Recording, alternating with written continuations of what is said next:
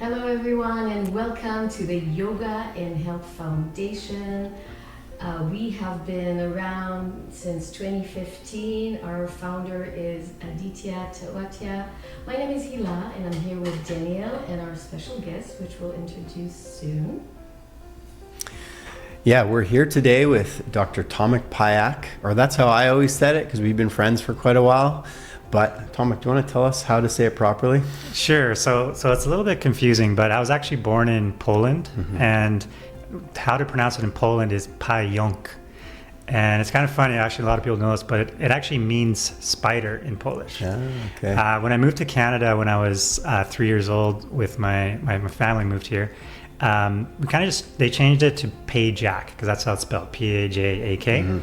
And a lot of people, sometimes they make the J silent, so Pajak. But so essentially in Canada, we just go Tomek Pajak.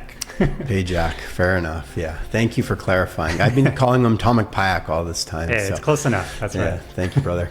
But yeah, Yoga and Health Foundation has been around since 2015, and we're having our 12th expo coming up shortly. And we're very excited. We're really growing a lot now. Aditya Tewatya is the founder here. And yeah, Yoga and Health Foundation is very focused on health and wellness and just helping ourselves and everybody else live a better life. So that's our aim here. And Tomek has been in the field of health and wellness for a long time, Dr. Tomek Pajak. So Tomek, Pajak. Can you please tell us a bit about your story to start, just to get the ball rolling? Absolutely. So when I was actually, I believe it was like grade 10 or 11, we had a school project for our career day. And that's when I actually decided I wanted to become a doctor of chiropractic. And so, went to chiropractic school, went to school in the States. And my motivation was I was always into sports. And so sports always kind of kept me generally healthy. And as a chiropractor, my vision was to really more work with like athletics, sports teams, sports injuries. And I did that for a lot of the early parts of my career until about 7 or 8 years ago. I started having a lot of chronic neck and shoulder pain that just wouldn't go away, no matter I was doing chiropractic, massage therapy, physiotherapy, and I couldn't figure out, how to get rid of this pain. After going to several different practitioners, naturopaths, chiropractors, physios, I ended up going to a chiropractor in West Van who did energy work. And I didn't know anything about energy work. Honestly, I actually didn't even know he did energy work. I just heard he had a good reputation. And I remember the first time he worked on me, I felt like a tear coming out of my eye. I was like, what the hell did you do? And he explained to me he was working with patterns, neurological patterns, energetic patterns in the body. And that's when my whole life kind of changed and expanded at that point. And I started to feel things differently. I started to feel music differently. I started to actually become a lot more sensitive and aware of my surroundings. I became a lot more aware of a lot of the things I was doing too. I'm open about this, but I had a lot of coping mechanisms that were self-destructive. I used to drink alcohol. I used to be into recreational drugs. And through this process of really energetics, and I know since that experience, I've dove into energetics quite a bit, and through things like yoga and Kundalini yoga, and just exploring with other mentors, I've really started to understand how powerful energy and emotions are, and how that's really I believe energy and emotions are like the primary determinant of someone's health and their state and their reality, like how they experience life. And so it led me down this crazy path of exploring energy and receiving a lot of different energy practices. And then I really started to just feel so connected to music. I've never really had I took piano lessons when I was a kid. When I was growing up, I literally listened to like rap music and nothing really uplifting. But when I was actually traveling in Thailand with a group of DJs right after I received these treatments. And so I wasn't fully, I wasn't like completely sober or anything at the time, but I remember experiencing music in a different way and feeling this connection between the music, the crowd, the audience, and just like the beat. And remember at that point, I was like, I need to learn how to DJ. And so I started to learn how to DJ about 7 years ago, continuing to explore. I didn't think DJing, I thought it was going to be just like a little side project, side hobby. And it just kept getting deeper and deeper. And the more I went into deeper meditations, I kept seeing images and visions of large groups of people kind of dancing on one wavelength, just releasing, traumas and patterns. And so learning a lot through chiropractic and somatic therapies, I truly just kind of came to me that music and conscious music events, I believe they're like the future of healing and the future of building communities. So that's kind of the path I'm on now. The last year I've spent traveling, exploring instruments, exploring music, learning how to produce music, produce electronic music. And that's where I'm at now. So I truly feel like everything came together with learning about the nervous system, about the brain, about somatics, about emotions, and now with sound. I think it's the perfect formula, and I feel more excited and aligned than I have in years. So glad to be here and feel like we're in the right place. Yeah, awesome. Thank you for sharing all that. I'm curious. I have a question for you, and I have our audience in mind. The Yoga and Health Foundation is about well-being. It's about making healthy choices with how we live, what we eat, what we put in our bodies in many ways. So taking care of our bodies physically, mentally, emotionally, spiritually. And when you shared this particular session that you had with the healer, or was he a chiropractor? Yeah, I can give him a shout out, Dr. Suki Muker. Okay.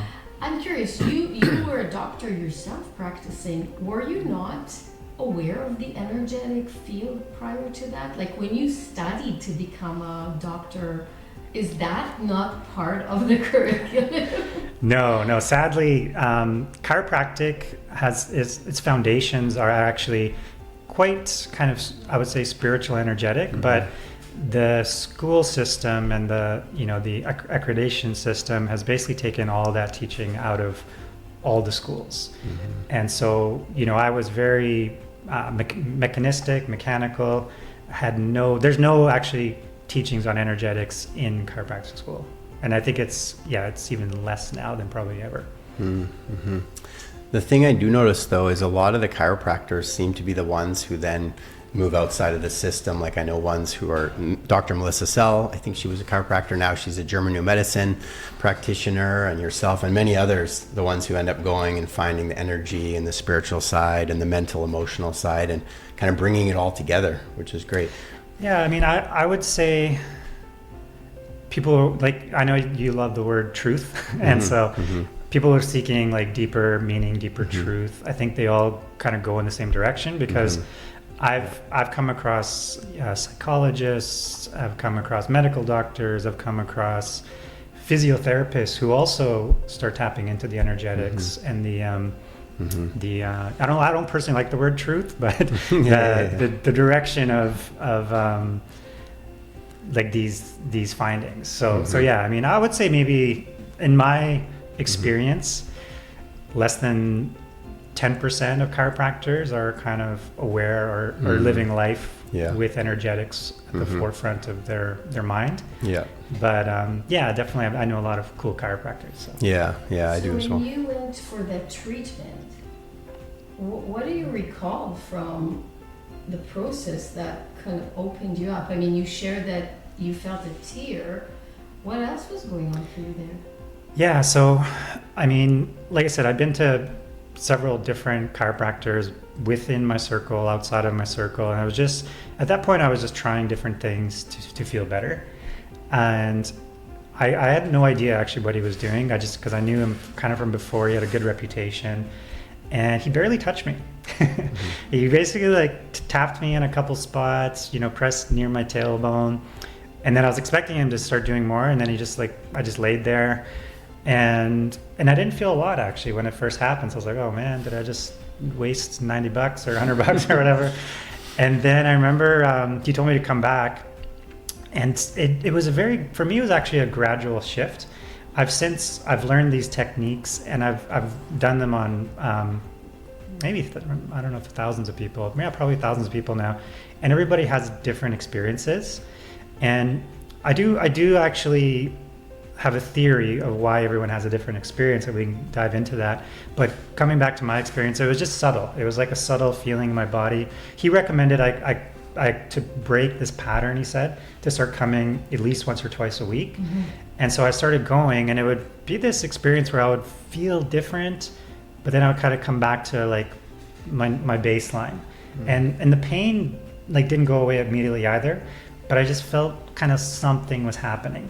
And whenever I try something new, like a treatment or a protocol, I try to give it a fair chance, right? You know, there's some people who are like, you know, they try something once and they give up. Mm-hmm. I like to give it, you know, a month or sometimes even 3 months if I feel aligned with something, because as a chiropractor, I understand things can take time. But with him, I would go weekly, and it was very gradual. And I remember for me, we talked about the lifestyle things. That was the thing that started to change for me. It was almost like when I started seeing him, it would become like really clear of the self-destructive things I was doing, and it would be like almost like feel unaligned to follow through with it. And at that point, I was like I said, doing drugs, drinking, partying, and they all felt great when I was doing it. But after started seeing him, it started to feel unaligned, and I was like, and I had the foresight to kind of connect the dots, and so I started seeing him, and then I wanted to learn how to do this technique, and that's where I really started to have the biggest transformations. I remember specifically after one session, after one of the mentoring, because I started traveling to learn this technique, and I went to Denver and Los Angeles several times, and after my first experience where I was learning this, the instructor, he gave us all the treatment. And some people I don't know if you've seen this, but some people have these like big Kundalini expansions, they're screaming, they're having orgasms, and I'm like, okay, I want that, I'm ready for that. And again, that treatment, I felt like a wave go through my body, but my body didn't move. And I got up, and I still had that nagging neck pain, actually. Even after like I did like 10 or 12 sessions with Dr. Suki, and it was still there, but I know like he started this process of just like unwinding the patterns. Patterns is actually one of my favorite words when it comes to life and the nervous system and the brain. And but after that session in Colorado, I woke up the next morning, and I remember, again, I'm like waiting for this transformation. I'm like, something's big is going to happen. And I remember getting up and didn't feel anything actually much different. But then I got up and I went to sit down, and it felt like someone literally was behind me, picked up my rib cage, moved it over like 1.5 inches, and felt audibly like it made a sound. It's like, and like everything fell into place. And since then, my shoulder and neck have been like night and day. Like this was like a chronic thing. I actually first got into chiropractic when I was 10, or grade 10. I went to a chiropractor for a shoulder injury around that same time, and I really kind of liked what he was doing. So this shoulder, I mean, I always tell people like my shoulder, I think, has been leading me in my whole life. And I do think our bodies, you know, you're probably familiar with the book, The Body Keeps the Score. I think our bodies are like our guides. You know, we listen to our body when we're in alignment, when we're doing things that are aligned, we're going to feel more energized, we're going to feel better. When we start doing things that are out of alignment, you know, our health is something that will give you feedback. So I truly believe, you know, as your foundation does, I think health is our baseline. You know, if we figure out the right environment, the right state, then health will emerge. It's not something that we get from, you know, a supplement or a bottle or a pill or a vaccine or something. Yeah, it's an inside job. Health. That's one of the things that chiropractors was based on. It was oh my gosh, I forgot the term, but it was basically a top down, inside. Oh my god, my chiropractic friends are gonna kill me. It's been like 1.5 years since I've been in the chiropractic world, but it's as above, so below, one of these like type of ones. Yeah. Yeah. It's one of those, but it was okay. it really comes down to like the nervous system as the foundational energy that controls in the external, right? So yeah, I agree. And the more, like Tomek and I were talking a bit earlier, and when I was younger, I had, back challenges as well. I also played a lot of sports, and now that I learned German new medicine, I think these type of things are certain particular self-evaluation conflicts, and it makes a lot of sense of it. But the point is, earlier we kind of think health is just this physical thing, and then as we go through life, we see, oh no, it's mental, it's emotional, it's even spiritual, and you kind of need to integrate everything to really feel healthy. And if we don't, we're going to feel it in our bodies and just in our experience of our lives. We're going to suffer. Yeah, something interesting actually that just came to me is I kind of have this belief that the nervous system for me was my bridge to energy and spirituality, because I was actually not really into spirituality at all until the nervous system. And that's what I've actually noticed. A lot of doctors, probably the most medical doctors that turn to more of kind of this holistic lifestyle are neurologists, brain surgeons. I've met a few. And so when you're dealing with like the life force giving entity in the body, I mean, I think every cell has life, but the nervous system is such a mystical thing that I don't think science can even fully explain. And the sad thing is they're trying to like take it out of chiropractic. It's almost like being taught less. I actually almost got in trouble for opening a clinic called the Neuro Lounge, because they're like, oh, you're a chiropractor, you're not a neurologist. I'm like, but we're impacting the nervous system every time you touch someone. And so I really look at the nervous system as my bridge to this life that I'm living now. So yeah, absolutely.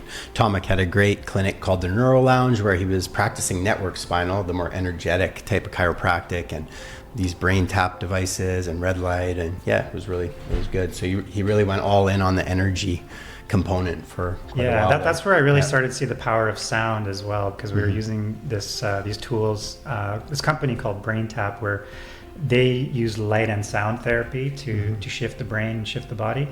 And I saw the results were amazing. And then what I think now with music is we can do that on mass scale, because the challenge with the technology is this, it's like $1,000 headset, and I would rather have 500 people synchronizing their energy and their nervous systems at one time for a lot less money too. So yeah, no, it makes a lot of sense.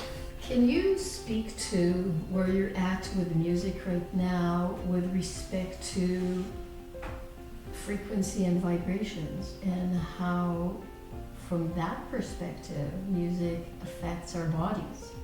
Absolutely, yeah. So it's an interesting topic because, I'm with the sound therapies and the brain and body headsets. We did use very specific frequencies and solfeggio frequencies and different frequencies with meditations, with intentions.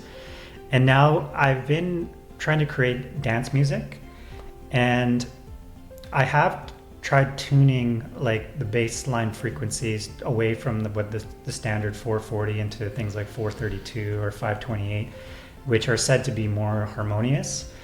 I'm not sure if it makes as much of a difference, because when you look at this frequency fingerprint of a song, it's so much. There's so many. When you have drums, when you have vocals, when you have the actual frequency, is every frequency is coming at you. So to boost and focus on, say, like a 528 frequency in there, I believe it gets lost, and I think sometimes, in my experience, it made the music not as pleasing to the ear. And so with music and the type of music that I'm creating now, I really focus on the feeling and emotion that is created. Because to say that any music that's, say, traditional music is tuned to 440, not all that music is bad. I think it's more the intention. I mean, there's so many beautiful songs out there that are tuned to the standard classic tuning, and they make you cry, they make you open up, they make you move. So I think it's more about the intention behind. because I've tested it both, and personally I feel like I'm very sensitive, and I didn't feel like a huge difference. Does that make sense? Yeah, Does that answer your question? That's a great point. Yeah, I think it's a really good point. I was thinking about, I don't know if you've ever looked into Dr. Masaru Emoto. I have, yeah. Yes, and how his experiment with the grain of rice, when he puts them on surfaces and then there's sound underneath, and then they form Cymatics, yeah. Exactly, Yeah. cymatics. And so when we think about it, the effect of sound on our body cells, it's huge. It's just a whole different way of understanding how we interact with sound and music, our own voices as well, Absolutely. our self-talk, which relates to our inner talk. So it's all connected, the way I see it from a perspective of healing and well-being. Absolutely, yeah, and that's my journey has led me to those conclusions as well. And I've been exploring my voice for the last year, and I've actually sang on a few of my songs lately, which is unheard of in the past. I always felt very shy with my voice and blocked. And even before, 6-7 years ago, I would have not been able to even be on a podcast like this. I had some major social anxiety. That's one of the reasons with coming back to things like substance abuse, they were just coping mechanisms at that time. And that's why I have so much compassion for people struggling with that, because, and quitting is not about willpower, because, you can have someone with all the willpower in the world, but if they don't have other avenues to, feel safe or feel, held in the body, then the substances are there for them. And unfortunately, the substances work very well, but they have side effects and long-term side effects. And so I always, whenever I did work with quite a few people with addiction, and we always tried to find strategies that would give them that same experience and feeling in their body. And really, I think it comes down to safety. Yeah, and I used to also party back in the old days, and I always had this feeling deep within, though it would maybe, almost subconscious, but it would fade out eventually, because I kind of could see it was like this crutch, like you're not feeling comfortable to connect with people, honestly, authentically, openly, without these little boosts, basically. And then by the time Tomek and I met in 2020, we were both pretty much done with all that and just focused on health and healing and wellness and doing all sorts of healthy things, basically. And that's kind of what we connected over to start, really.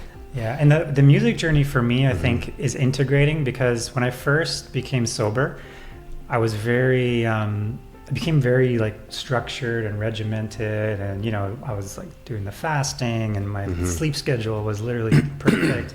I had the watches, all that stuff. But I think that was going to kind of an extreme at that time, which I think was necessary. I did a lot of physical healing, deep healing.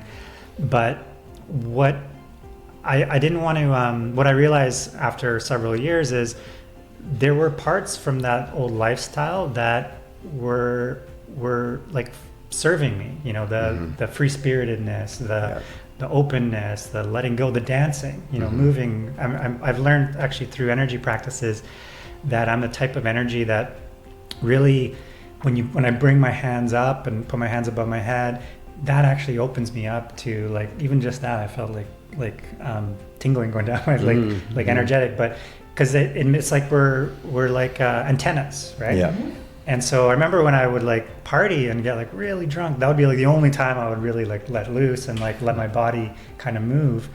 And so now with this understanding, I'm trying to dance, I go to events at least once a week and see how important it is to really move our bodies. And I see a lot of people doing it and they don't even realize how healing it is for them. People are going to raves and festivals. I believe if they could just intentionally do that without the negative, drugs, alcohol, creating a safe space. It's interesting because when we think about humanity, so many different cultures in different areas on the planet have practices of chanting, movement, singing, community practices and ceremonies. Mm-hmm. As humans, we've done that. Absolutely. What happened somewhere along the way where we've lost it, especially in the past, I don't know, 50 to 100 years, and it seems like we're coming back to it. There's a wave of reawakening to some very ancient practices and inherited ways of being as humans on this planet, in nature, as nature, that we're returning to. What would you say to that? Absolutely, yeah. I think I'm seeing that as well. I'm seeing, like I spent the last 6 months in Mexico, and a lot of, like ceremonial, kind of indigenous movements, practices. And I think the school system taught us to just sit still, not move. I was thinking also, I grew up going to like Roman Catholic Church, and we're just sitting there, still. I mean, I think they had occasional hymns, but I think we're meant to express. And I know a lot of churches now do sing, which is great. But I think, we're supposed to dance, we're supposed to move, we're supposed to... little children, they do it naturally, right? Until they get to school or whatever structure that kind of... Yeah, it's good to see. It's really growing now, like with kirtan and all sorts of, just people are wanting to sing and all sorts of dancing. There's all sorts of dances going on all the time now. Absolutely. Salsa dances, Kali dances, ecstatic dances. So it is really great to see. And I think it's what we're meant to be doing. Absolutely. So where is it going to go now, Tomek? Like moving forward, what's the plan for the next little bit for the summer back here in Vancouver? You just drove back from Mexico with Tula, your husky. Yes, so I had an adventure, drove down to Mexico with all my music equipment, and I've really been focusing on creating music. I've had some great mentorship with with electronic music, and as you know, I picked up a sitar 4 months ago, and I've been learning that every day.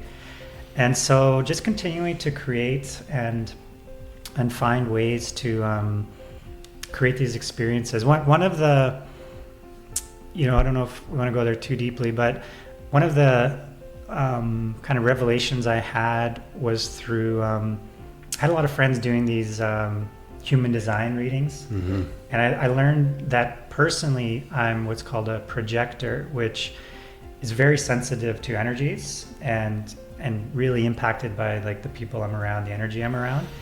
And so I was thinking, as a chiropractor, unfortunately, you're around a lot of suffering, which comes with the territory.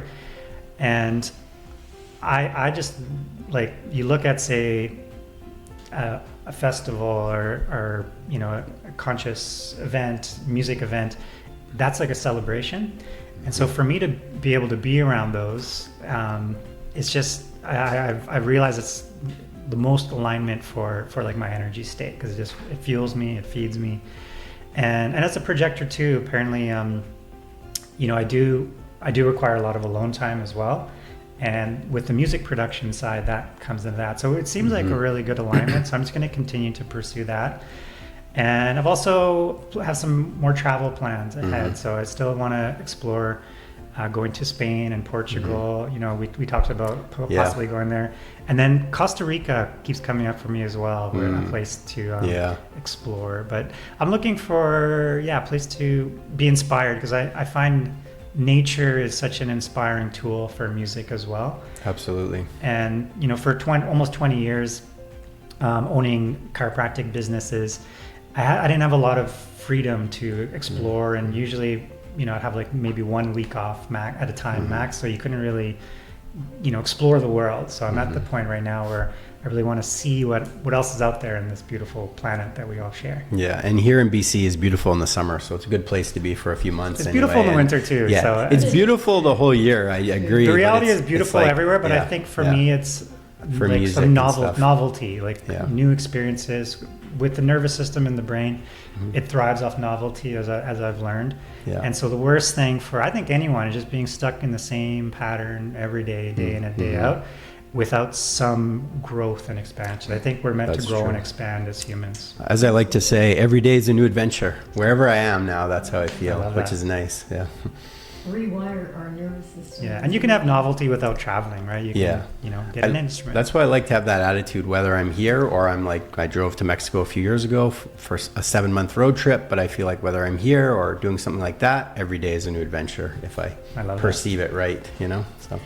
Do you integrate music with healing right now? Do you work with people, or is it you're just on your journey yourself right now?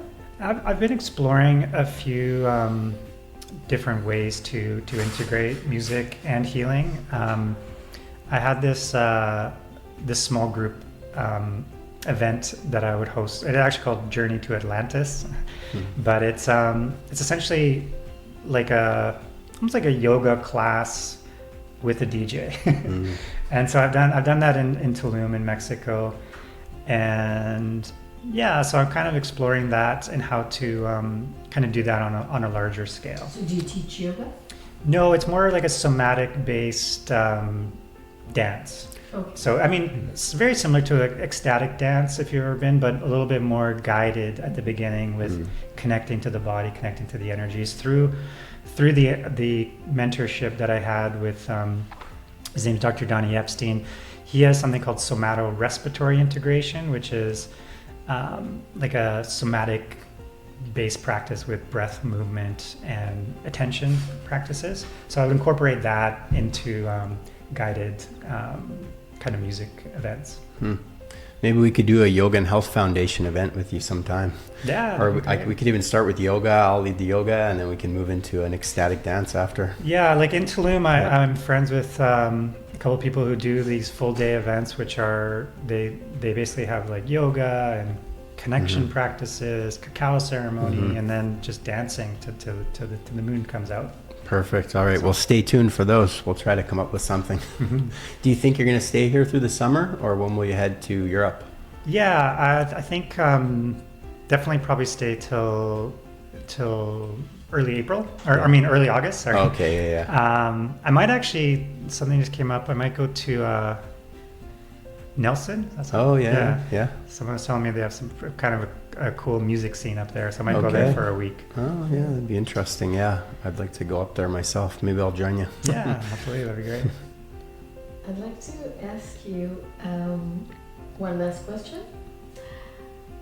So if you can relax and just imagine yourself a few years into the future, what would you want to see yourself doing? Where is your passion? How are you being, and how are you healing and working with other people out there with your gifts and music and your knowledge through being a doctor for 20 years?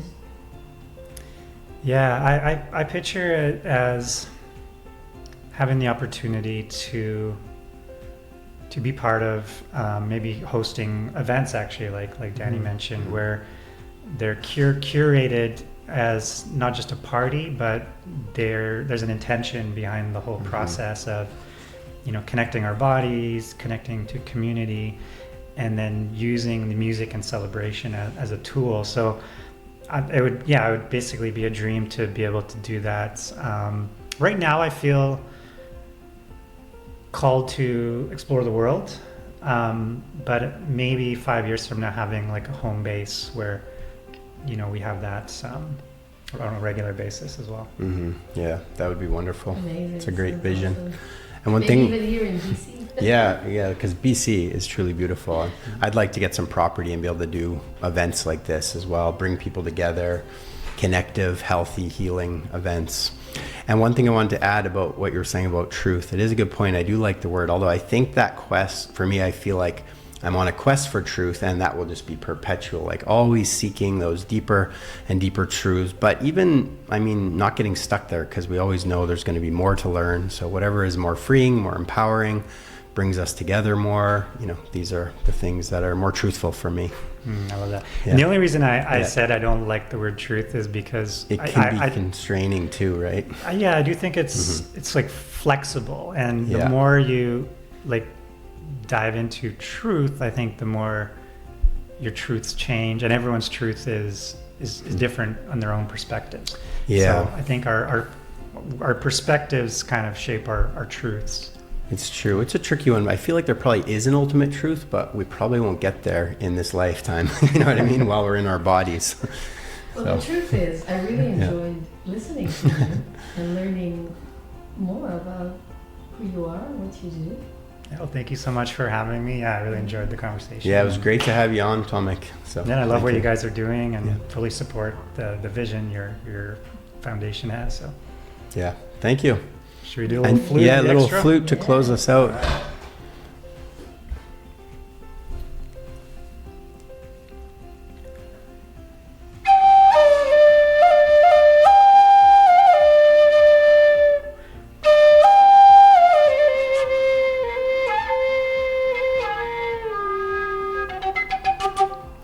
Maybe we'll do a little jaw harp too.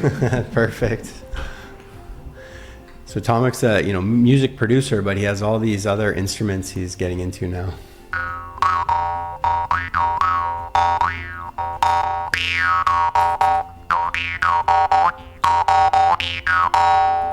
Let's go. Fantastic. So thank you for joining the Yoga and Health Foundation podcast with Tomek Pajak. Payuk. Pajak. Yeah, got but I like the Polish. Relax the way. wolf. Relax the wolf. Relax the Wolf is his new name for music production and bringing people together for a good time. So I'm Daniel, and this is Hilla, and thank you. We look forward to seeing you next time. Thank you. Thanks, brother.